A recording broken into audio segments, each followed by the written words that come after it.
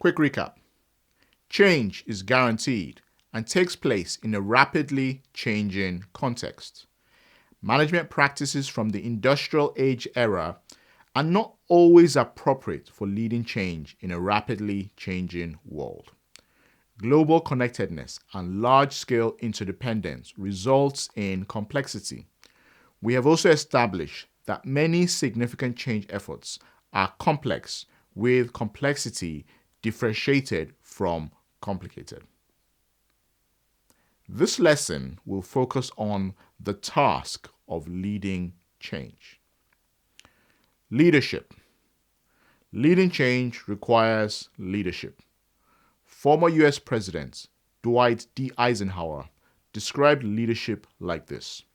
Leadership is the art of getting someone else to do something you want done because he wants to do it. Former CEO of Yahoo, Marissa Mayer, described leadership as follows. Leadership is helping believe in a better tomorrow or a better outcome than you have today. Leadership is the ability of an individual, group, or organization to lead, influence, or guide other individuals, groups, or organizations. From the many definitions of leadership, a few leadership skills stand out. Skill number 1, the ability to inspire others. Skill number 2, the ability to motivate others. Number 3, the ability to influence others. And number 4, the ability to equip others. Change in a rapidly changing world. From an earlier lesson, we have established that the rate of change is increasing. We live in a rapidly changing world. This type of change, a rapidly changing world, is the context or arena within which desired change needs to take place. Achieving desired change in a rapidly changing world requires good leadership. Leadership by the leading individual, group, or organization. 4 attributes of great change leaders. Change leaders inspire others. The word inspire can be traced to the Latin word inspira, which means to inflame or blow into. Inspiration energizes an individual, a group, or an organization. Finding your inspiration is finding your why. Finding your inspiration is finding the reason or purpose for doing everything you do. Great change leaders are individuals, groups, or organizations capable of energizing and providing a purpose to other individuals, groups, or organizations. Second skill, change leaders motivate others. The word motivate means the introduction of internal or external stimulus, which results in a particular behavior. Motivation moves an individual, group, or organization forward into action. Motivation complements inspiration. Inspiration makes us want to do something.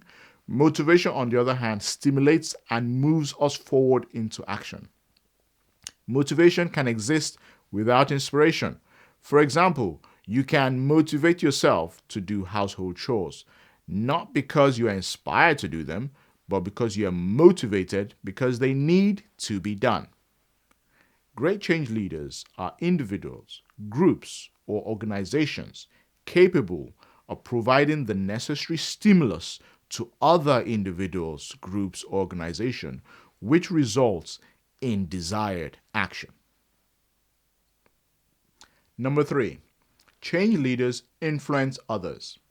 Influence is the power to have an important effect on an individual, group, or organization. A change leader can exert influence based on the leader's position. A change leader can also exert influence regardless of the leader's position. For example, the CEO of an organization could exert influence just because they hold the position of the CEO. The CEO could also exert influence because they inspire and motivate others, regardless of the fact they hold the position of CEO. Great change leaders are individuals, groups, or organizations capable of an important effect on other individuals, groups, or organizations, regardless of position. Number 4, change leaders equip others. Equipping others means the preparation of others for a particular situation or task. A change leader can dedicate themselves to ensuring team members are prepared to succeed. The equipping of team members involves coaching, mentoring, training, directing, good communication, trust building, and serving. Change leaders who equip team members have made the successful transition from taking care of the work that needs to be done to guarantee success to taking care of those responsible for doing the work that needs to be done to guarantee success. Great change leaders are individuals, groups, and organizations who recognize that it's not all about them. They coach, mentor, train, direct, communicate, build trust, and serve other individuals, groups, and organizations to successfully lead change. Stories that showcase great leadership. Colonel Joshua Chamberlain. The year was 1863 during the American Civil War, and a leader, Colonel Joshua Chamberlain, gave a speech to his troops that had a consequential impact on history. Historians trace the emergence of modern-day America to the outcome of the American Civil War, with the outcome of the war being the victory of Union forces traced to a strategic battle that ended in 1863, the Battle of Gettysburg. Colonel Chamberlain was responsible for defending a strategic Union position, strategic enough that his defeat could have meant the end and loss of the war. He was outgunned and outmanned. Colonel Chamberlain repeatedly asked for more men to defend his position. In return, history tells us he was given 120 mutineers. These men are called mutineers because although contracted to fight for the Union, the men thought they had served their time and could return home to their families. Before what is now known as the Battle of Gettysburg, Colonel Chamberlain had to inspire and motivate his unwilling troops to fight in a battle in which the odds were against them. Based on available historical records, this is what he is thought to have said to inspire his troops. I have been told that if you don't come with me and serve in this Union army, I can shoot you. But you know I won't do that. Not to good Maine men. We are down below half strength. The Confederates are coming, and we need you. No doubt about that. So many of us have come, served, and died, and we did it because it was the right thing to do. We're an army going on out to set other men free, and what we're fighting for in the end is for each other. We know not of the future and cannot plan for it much, but the cause for which we fight is higher, our thought is wider, that thought is our power. But I think if we lose this fight, the war will be over, we will lose the whole war. But if you choose to come with me, I'll be personally grateful. A further study of Colonel Chamberlain will reveal a lot more of his leadership skills. From the Battle of Gettysburg speech, we can identify 3 of the 4 leadership skills mentioned in this lesson. Number 1, Colonel Chamberlain inspired his men. He had the right to compel them to fight and literally kill them if they failed to comply. As a good leader, he chose to inspire them by energizing his men to fight. Chamberlain gave his men a reason to want to fight. Colonel Chamberlain motivated his troops. His troops were outmanned and outgunned. He had a group of mutineers, men who were desperate to leave the field of battle and return to their families. Yet, his words and actions were able to propel his troops forward to win a significant battle for the modern era. Number 3, Colonel Chamberlain influenced his men.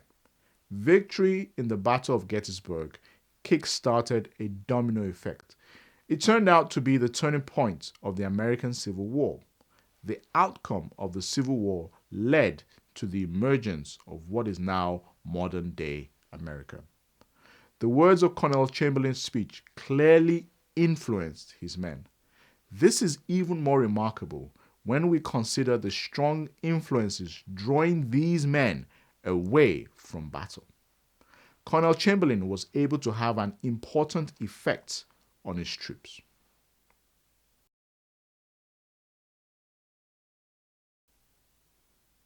The story of the butterfly.